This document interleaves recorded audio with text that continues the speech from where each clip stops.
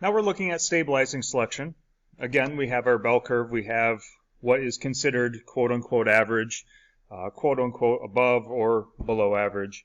Again, I'm using the terms above and below average kind of loosely because, hair color isn't exactly quantifiable. I mean, you can count how many people have certain shades of color. You can do that. But what we're looking at is really a situation where individuals who are at or near the average, they have a higher level of fitness, a better chance to survive and reproduce than people who are on the extreme ends of this bell curve.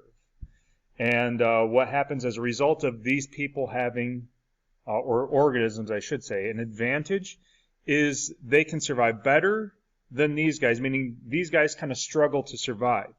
So if the ends struggle to survive and have a lower level of fitness, then that means that the odds of them having children decreases, which means their obscure traits on either end, they become even less common in the population.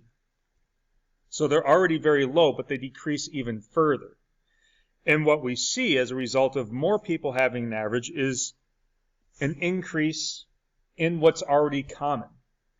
So what's going to end up happening is this bell curve, it narrows a bit from where it was. So we have a pinching in as a result of the extreme phenotypes becoming even rarer in the population that they were.